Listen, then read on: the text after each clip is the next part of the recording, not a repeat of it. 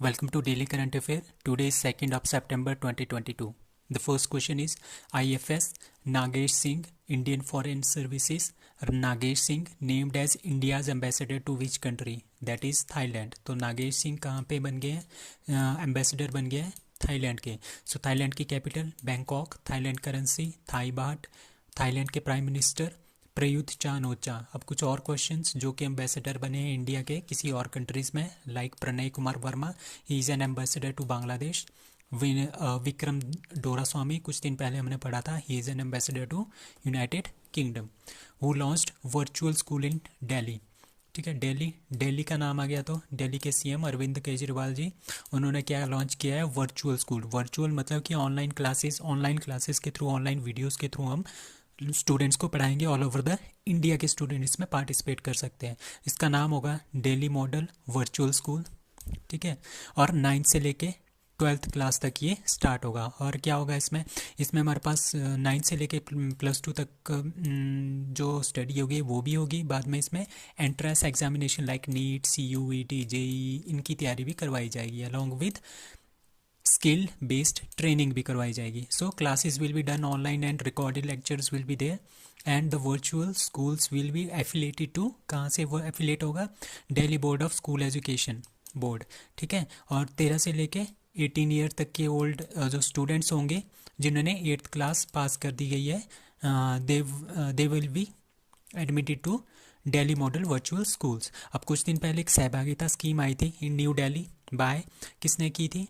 Lieutenant governor of New Delhi, that is Vinay Kumar Saxena ने इसको launch किया था. इसके अकॉर्डिंगली क्या होगा? जो टैक्स कलेक्शन है, वेस्ट मैनेजमेंट है, ठीक है, वो करवाना है दिल्ली में with the help of resident welfare association. Now nutrition week, national nutrition week 2022 is celebrated. 1 से 7 सितंबर तक हमारे पास क्या मनाते हैं? National nutrition week. न्यूट्रिशन मतलब कि we have to remain healthy, we have to eat healthy foods to raise the awareness among the people to have healthy foods. ठीक है, क्योंकि उनकी हेल्थ से रिलेटेड आजकल बहुत ज़्यादा इश्यूज आ रहे हैं, तो हेल्दी लाइफस्टाइल अपनाने के लिए हेल्दी फूड्स, हेल्दी न्यूट्रिशंस लेना बहुत ज़रूरी है. इसलिए नेशनल न्यूट्रिशन वीक जो है 1 से लेकर 7 सितंबर तक मनाया जाएगा. सो थीम क्या है इस बार की? वर्ल्ड ऑफ फ्लेवर्स इसकी थीम है. SAREX 2022 is the 10th National Maritime Search and Rescue Exercise 2022 conducted in. ठीक है, तो ये क्या है हमारे पास? सर्च एंड रेस्क्यू एक्सरसाइज है. ठीक है, SAREX search and rescue exercise. ठीक है, 10th है, नेशनल मैरीटाइम है, मतलब कि समुद्री रास्ते में अगर हमारे पास बहुत सारी शिप्स जाती हैं, अगर कहीं पे उनका एक्सीडेंट हो जाता है तो उसमें बहुत सारे लोग क्या हो जाते हैं? डूब जाते हैं. तो उनका सर्च करना, उनको रेस्क्यू करना, उसकी जो है ये एक्सरसाइज है. ये किसने की है? इंडियन कोस्ट गार्ड ने, not Indian navy, only Indian coast guard ने ये किया है. कहाँ पे? चेन्नई में हमने इसको ऑर्गेनाइज़ किया था. ठीक है, और इसके जो इंडियन कोस्ट गार्ड के जो चीफ़ हैं VS Pathania, he is from Himachal Pradesh, वो भी इसमें इन्होंने पार्टिसिपेट नहीं किया था, मतलब उनको असेस किया था. ठीक है, और इसका सब्जेक्ट क्या था इस बार? Capacity building toward marine passenger safety. मतलब कि जो भी पैसेंजर मैरीन के थ्रू जाते हैं, समुद्र के थ्रू जाते हैं, कोस्टल एरिया में जाते हैं, तो उनकी सुरक्षा के लिए कुछ काम करना है by Indian coast guard. Who has been elected as World Body CPA Treasurer. So CPA क्या है हमारे पास? CPA है कॉमनवेल्थ पार्लियामेंट्री एसोसिएशन. ठीक है, कॉमनवेल्थ की जो पार्लियामेंट्री एसोसिएशन है उसको बोलते हैं CPA. वहाँ पे जो कोषाध्यक्ष, हिंदी में कोषाध्यक्ष बोलते हैं और इंग्लिश में बोलते हैं ट्रेजरर किसको नियुक्त किया गया है? That is Anurag Sharma. He is MP from, member of parliament from Jhansi, Madhya Pradesh. तो 65th जो आजकल कॉमनवेल्थ की पार्लियामेंट्री एसोसिएशन कॉन्फ्रेंस चल रही है हैलीफैक्स कनाडा में, इसमें 56 कॉमनवेल्थ में हमारे पास टोटल नेशंस है 56 कंट्रीज़. ये जो 56 कंट्री है इसमें से जो 52 कंट्रीज़ हैं वो कंट्रीज़ हैं जो ब्रिटेन की उपनिवेश रहे थे, मतलब कि ब्रिटेन ने जिसके ऊपर राज किया था. और 4 ऐसी कंट्रीज़ हैं जो फ्रांस के उपनिवेश थे बट ब्रिटेन के उपनिवेश नहीं थे, like Rwanda, Mozambique, Gabon and Togo. इनमें से 2 कंट्रीज गैबन एंड टोगो ये अभी 2022 में एडअप हुई है. सो अभी भी कुछ एक कंट्रीज ऐसी हैं, 15 कंट्रीज ऐसी हैं जिनका जो हेड ऑफ द स्टेट है वो क्वीन है. क्वीन कहाँ की? इंग्लैंड की क्वीन है, like UK, Australia, Canada, New Zealand, Antigua Barbuda, the Bahamas, Belize, Grenada, Jamaica, Papua New Guinea, Saint Lucia, Solomon Island, Saint Kitts, Nevis and Saint Vincent और the ग्रेनेडाइन।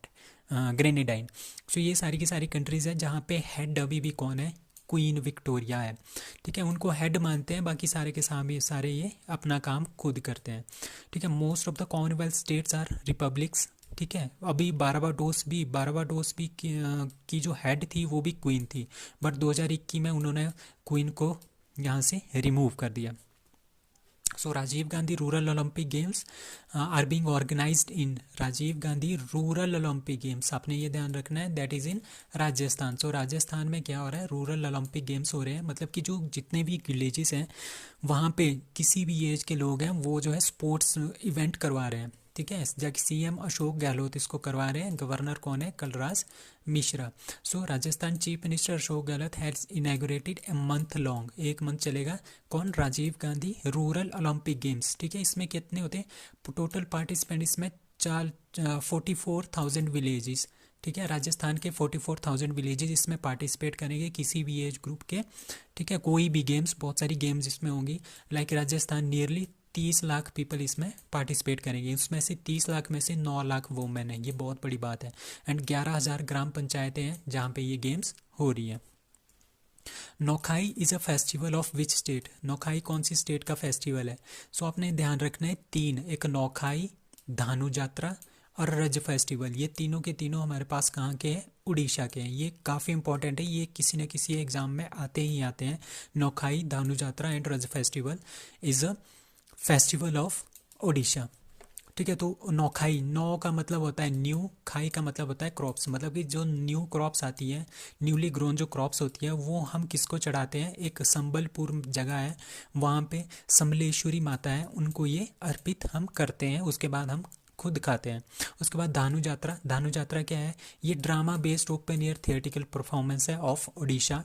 और रज फेस्टिवल क्या है, ये मेंस्ट्रुअल, जिस तरह की औरतों की मेंस्ट्रुअल आती है, लड़कियों की मेंस्ट्रुअल आती है, इसी तरह के ये मानते हैं कि जो हमारे पास मदर अर्थ है उनका जो मेंस्ट्रुअल डे है वो 3 दिन का होता है। ठीक है, वो उसको हम मनाते हैं रज फेस्टिवल के रूप में इन उड़ीसा में। अब असम के फेस्टिवल आपने ध्यान रखने, दो बड़े very important, Bihu and Ambubachi का मेला। ठीक है, थाईपुसम इज अ तमिलनाडु का festival and Bonalu is a festival of Telangana. Now Amlan Borgohain who set national record is associated with which game, that is running sprinting. ठीक है, ये धावक हैं, इन्होंने क्या किया है, रनिंग की है और उन्होंने नेशनल रिकॉर्ड सेट किया है। ठीक है, पहले जो नेशनल रिकॉर्ड था 100 मीटर में वो अमिया कुमार मलिक के पास था। ठीक है, 10.26 सेकंड में इन्होंने ये कंप्लीट किया था 100 मीटर, बट इन्होंने क्या कर दिया, इन्होंने नेशनल रिकॉर्ड बना दिया 100 मीटर का बाइक, लेकिन 10.25 सेकंड में ही ये इन्होंने कंप्लीट कर दिया 100 मीटर की रेस। तो आपने ये ध्यान रखना है, काफ़ी इंपॉर्टेंट क्वेश्चन होने वाला है। So Amlan Borgohain is a fastest man in India. ठीक है, और ये कहाँ पे किया इन्होंने, इंटर रेलवे एथलेटिक्स चैंपियनशिप हो रही थी रायबरेली यूपी में। ये कहाँ के हैं, ये 24 ईयर्स ओल्ड है, फ्रॉम आसाम से है। और वर्ल्ड रिकॉर्ड कितना है 100 मीटर स्प्रिंट का, वर्ल्ड रिकॉर्ड है 9.58, दैट इज उसैन बोल्ट का। अभी कुछ दिन पहले शरद कमल आए थे, शरद कमल ने मोस्ट नंबर ऑफ मेडल जीते हैं फॉर इंडिया इन 3 गोल्ड जीते हैं कॉमनवेल्थ गेम्स में इन टेबल टेनिस में, एक मिक्स डबल में, एक मैन डबल में और एक सिंगल में भी इन्होंने गोल्ड जीता है, that is Sharath Kamal in table tennis. What is PARAKH, PARAKH क्या है, so PARAKH is a regulation for uniformity in all board examinations. तो अभी क्या होता है हमारे पास एक सीबीएसई बोर्ड है, एक एनसीईआरटी बोर्ड है, ठीक है, एक हमारे पास स्टेट बोर्ड है।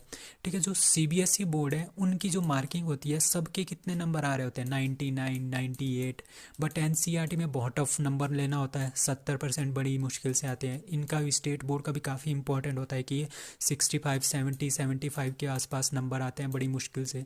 ठीक है, होती नॉलेज इनको सेम है, बट ये क्या होता है इनकी मार्किंग, सीबीएसई की जो मार्किंग होती है बहुत लूज होती है in as compare to state and NCERT board. So उसको करने के लिए, उसको टैकल करने के लिए हमने क्या किया है, परख योजना स्टार्ट की है, performance assessment, review and analysis of knowledge for holistic development. Holistic development के लिए हमने क्या करना है, परफॉर्मेंस की असेसमेंट करनी है, उसका रिव्यू करना है, एनालिसिस भी करना है, और knowledge for holistic development, overall development के लिए ये सारी चीज़ें बहुत ज़्यादा इंपॉर्टेंट है। ठीक है, किसने स्टार्ट किया है, by ministry of education under NEP, national education policy 2020 को किया गया है। अब कुछ और प्रोग्राम्स हैं like NIPAM. NIPAM is a IPR intellectual property right, जिस तरह के हमारे पास कॉपीराइट्स होते हैं उनका एक पोर्टल है नीपम। स्माइल क्या है, ट्रांसजेंडर और बेगर्स को के अपलिफ्टमेंट के लिए, उन्हें एजुकेशन प्रोवाइड करने के लिए, स्किल डेवलपमेंट प्रोवाइड करने के लिए स्माइल प्रोजेक्ट स्टार्ट किया गया है। नमस्ते क्या है, नमस्ते जो सीवेज वर्कर्स होते हैं, कुछ दिन पहले पढ़ा था हमने, सीवेज वर्कर होते हैं, उनके अपलिफ्टिंग के लिए, उनकी लाइफ की प्रिवेंशन के लिए, और उनको टेक्नोलॉजी प्रोवाइड करना, स्किल प्रोवाइड करना सफाई करने के लिए। पालन 1000 क्या है, बाय सेंट्रल गवर्नमेंट ने इसको स्टार्ट किया है। ठीक है, जो बच्चा पैदा होता है 1000 दिन तक उसकी देखभाल करने के लिए पालन 1000 लॉन्च किया गया है। Now who made road map for India @100 campaign. India @100 campaign मतलब कि आज़ादी के 100 साल, अभी हमारे पास 75 साल हुए हैं, अभी 25 साल और हैं। ठीक है, उनको बोलते हैं, जो 25 साल है उनको बोलते हैं हम अमृत ईयर्स। ठीक है, अमृत वर्ष। ठीक है, तो इन 25 में हमने ऐसा क्या क्या करना है जिससे हम डेवलप्ड नेशन बन जाए, हमारी इकोनॉमी अच्छी हो जाए। तो इसका रोड मैप किसने तैयार किया है, that is done by economic advisory council. जो इकोनॉमिक एडवाइजरी काउंसिल है उन्होंने इसका रोड मैप तैयार किया है। इसके अकॉर्डिंगली क्या होगा, हमारे पास 4S पे हम वर्क करेंगे, दैट इज़ सॉलिड। सॉलिड मतलब कि वेरी स्ट्रॉन्ग डिफेंस सेक्टर। ठीक है, चाइना और पाकिस्तान पता ही है वो बहुत ज़्यादा इंस्टेबिलिटी फैला के रखते हैं। सो उसके लिए हमारे पास वेरी स्ट्रॉन्ग डिफेंस सेक्टर होना चाहिए। अब सस्टेनेबल मतलब कि डेवलपमेंट हमने करनी है। सस्टेनेबल डेवलपमेंट मतलब कि बाय एनवायरनमेंट को कोई इफेक्ट नहीं पड़ना चाहिए उसका, तो सस्टेनेबल डेवलपमेंट। सॉलिड शेयर्ड मतलब कि ऑल कास्ट, जितने भी कास्ट है, छोटे बड़े लोग हैं और रिलीजन के लोग हैं, वो इकट्ठे रहने चाहिए। और हमारे पास कौन सी होनी चाहिए, सोशल जो प्रोग्रेस है सबकी, मतलब कि जितने भी फैमिलीज़ हैं, जितने भी रिलीजन्स हैं, कास्ट हैं, उन सब की क्या होनी चाहिए, एक अच्छी तरह से प्रोग्रेस होनी चाहिए। सो अप टू 2047 मतलब कि 100 साल के इंडिपेंडेंस तक हमारे ये गोल रहने वाले हैं, solid, sustainable, shared and social progress. That's all for today, thank you.